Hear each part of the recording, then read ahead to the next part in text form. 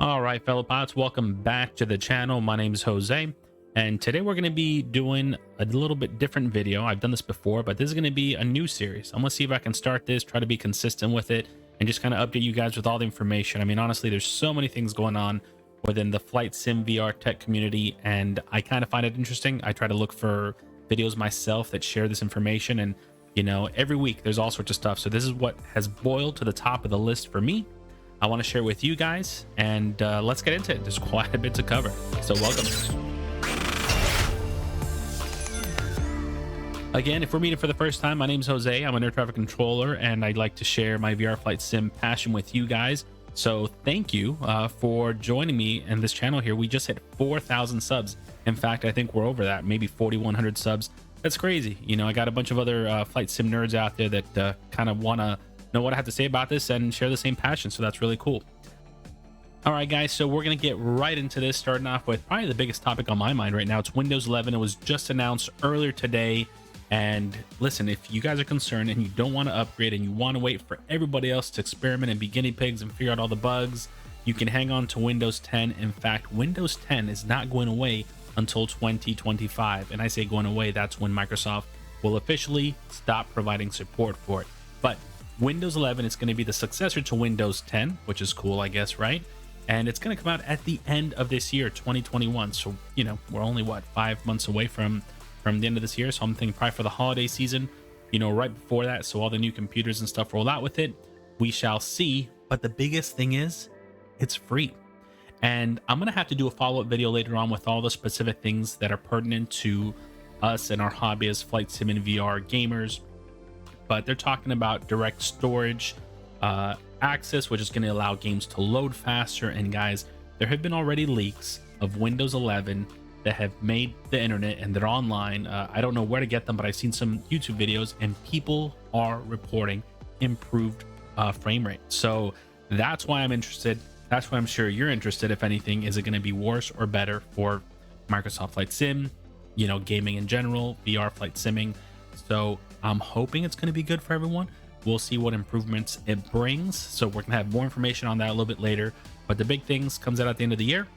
It's going to be free, and it's going to be an upgrade from Windows 10. So that's pretty awesome. I think it's a very smart move from Microsoft, and we shall see, you know, what other information we get that's going to be pertinent to VR.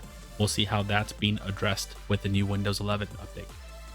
And talking about Microsoft, the Microsoft Flight Sim 2020 will be released for the Xbox Series X and S July 27th, which is only 1 year later from the original date of August 18th, 2020, which was the date that it released for the PC. Now they're talking about 30 FPS at 4K, no VR support, and limited controller support initially, even though Honeycomb has stated that their Honeycomb Alpha, Bravo, and Yoke, did I say that right? The Honeycomb Alpha, Yoke, and the Honeycomb Bravo Throttle quadrant will be compatible with the Xbox, not initially, but expect that to happen later on. Now you're thinking 30 FPS, that sounds terrible. The only thing I can tell you is this: if you're playing on a 4K 65-inch screen and you're flying around over New York in an Airbus, you know, or whatever plane it is, 30 FPS, there's nothing really wrong with it. It's not a shooter. It's not you're not running and gunning. You're probably going to be in the cockpit. You might be flying third person, you know, if that's how you fly. So 30 FPS, it's probably going to surprise you how it's not going to be that much of an issue. Obviously, if we get more, that's better, but don't be scared about that. With that being said, new controls are coming out, and there's going to be more, and they're going to be backwards compatible with PCs, I guess, if that makes sense. So expect some of the new stuff coming out, especially the Turtle Beach Velocity 1. I mean, this thing looks impressive for $350. It's an all-in-one built-in unit with a multi-engine modular setup, 180-degree yoke, and it's going to even have rudders on your fingertips, like I guess where the triggers go, and that's going to be amazing. So you literally just have your Xbox, a TV, and this, and you can enjoy some decent flights. You know, it's not the full setup, but you know, you're not going to have rudder on your feet, but it's actually pretty neat that they're doing this.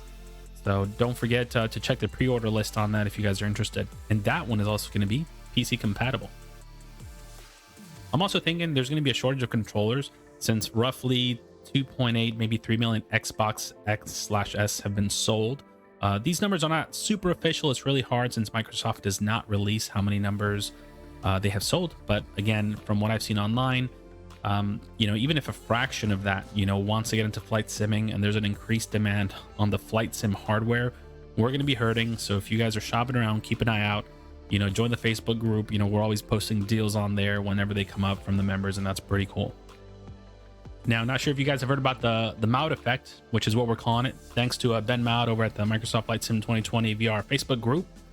He found a hack, glitch, some coding error that essentially removes the shimmering and increases the visual clarity at almost no FPS cost. Some people have said, hey, it's kind of, create some stutters, but the visual gains are there.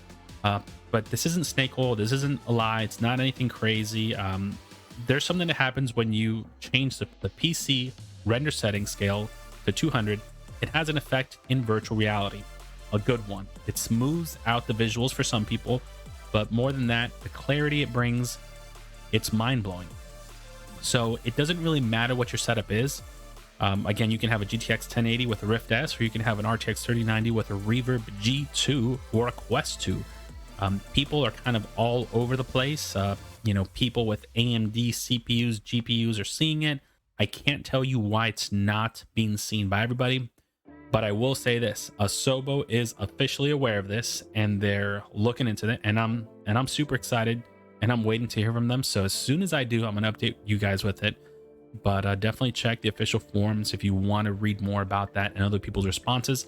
Also, I'll link my video as well, because there's a lot of people on there talking about it, and it's kind of interesting. People that it's working for them or it's not are still posting their comments below, just to kind of try to help other people so that we can figure out why this is happening. So up next, we're going to be doing a community spotlight here. This is going to be for helisimmer.com. Guys, if you're not aware of them and you guys love flight simming VR, even non-VR, check out helisimmer.com, because if you guys are flying a plane, you definitely got to get in a helicopter. And again, Sergio over there is doing a really good job just keeping us up to date with everything. As you see, X-Plane, DCS, Prepared 3D, Microsoft Flight Sim, Aerofly FS2, Arma. It doesn't matter what it is. I mean, just helicopters in general. That's what he talks about, and he gets hardware, software. It's really cool. So over there, he's talking about the new Mi-24P that's been released for DCS, the Hind, guys. It was just released a few days ago, maybe almost a week ago now. But the gunship is available. Go check it out. It's amazing. I'm kind of hoping we get Sergio and Belgio in a flight together. I think that'll be kind of awesome. If I get some cool B-roll from YouTube, I'll throw it here and I'll link them below as well. But I'm pretty sure, it's going to be pretty epic here. So if you guys love the Hind, if you guys are waiting for that, or if you want any more Helo information, check out helisimmer.com. So guys, we're going to be talking about the Quest 2, right? Everyone's talking about this. They're getting ads. They're getting ads tested. Facebook is doing their thing. They're trying to sell us more stuff. They're trying to take our information and just, give us more information. I don't know what they're doing. Anyway, so ads are going to be out here. They're being tested in beta, and the Verge's reporting Blast On, one of the games that started testing it, has already backed away from the beta test. They started getting a lot of negative feedback, a lot of criticism, and they're like, you know what, maybe this isn't for us, maybe not on this platform. But the thing is that there might have been some financial incentive for companies to join this, in the sense of like having ads and users or VR players seeing the ads. But I don't know, do you really want to be in Laguna Seca turn 13 and seeing a billboard about cat litter? I don't know. I don't think that's really what I want. So unless it's done in a tasteful way, like, all right, so if but still, how would you do that? Because if you're paying for a game already in VR, do you want to see ads in that game based on stuff you've been Googling on your computer? No, I don't think anybody does. I'm curious to see how this turns out. We'll keep following this. Or this is another reason why you should grab an HP Reverb G2. This headset is amazing. I know it's not perfect, but it is just by far the best. And guys, this headset was down to $399 US for a very short time. And that was a really cool deal. A couple people got to scoop that up. So, I'm gonna stick with my G2 for now. So I came across this article, and TechRadar.com is reporting that AMD and NVIDIA GPU stock is reportedly recovering. So prices should start coming down. They're saying fast. I don't know about that. This article is about 2 days old on today's date, which is June 24th. But again, you know, as a graphics card stock starts increasing, you know, obviously prices are going to go down.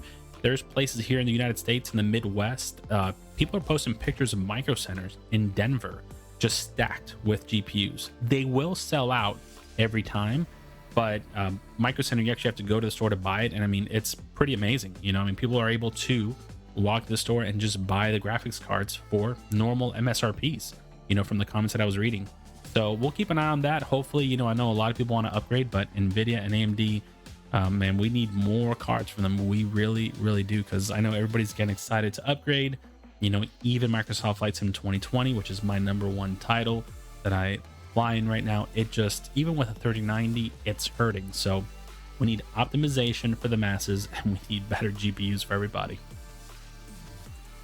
All right, guys, so the final thing here, we're going to be talking about Varjo, guys. If you guys are not aware of who they are, Varjo's been in the market for quite some time. They actually make some really high-end headsets made for enterprises and companies, hospitals, and customers like Volvo. So these resolution of these headsets, it's through the roof. They actually cost quite a lot of money. I say through the roof. I'll give you some stats, right? I believe they're around 3K by 3K per eye resolution. From my understanding, they're micro LEDs. These things are really advanced. And here they're showing wireless. I don't know if they actually are wireless, but this unit that's being shown here has the hand tracking available. And yeah, these things, you know, range in price around $3,000 to $5,000. Again, they're not marketed for gamers, but this is, again, anything flight sim or VR tech news, you know, I think it's interesting. And this tech news is just interesting to me because the more information that comes out, the more it gets to the masses, you know, even corporates and enterprises and companies, you know, it's gonna be better for the community as their developments will trickle down to us eventually as they have breakthroughs. But we have an announcement here. The big thing it's gonna be, they're gonna be talking about a new platform that enables virtual teleportation from the first time using their headsets, I guess because of the high resolution of these headsets. And so they're gonna have a virtual showcase at noon Eastern in about 30 minutes from now. So hopefully in my edit of this, I'll take some time, and I did subscribe to their email list and I said I wanted to be a part of that. Check that out. So hopefully I get access to that, and I'll let you guys know what we get from that and what we get from Windows 11 updates. So that'll be it for today. Hopefully, you know, you guys found something useful here, some sort of new information. But if you have any questions, comments below, if I miss anything, if I said anything wrong, feel free to do like the rest of YouTube and just slam it in the comments below. Tell me that you enjoyed it or didn't, whatever it is. Again, I appreciate you guys watching and enjoyed some of that B-roll, because I'm pretty sure I'm gonna have to put a lot of B-roll in the back here. So thanks for watching, guys. Hope you guys have been well. Take it easy, and catch you guys next time. Later, guys. Bye. 200. 100. 50. 40. 30.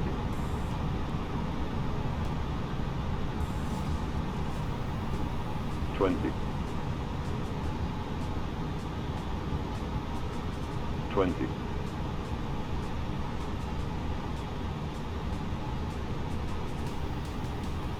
10. 5.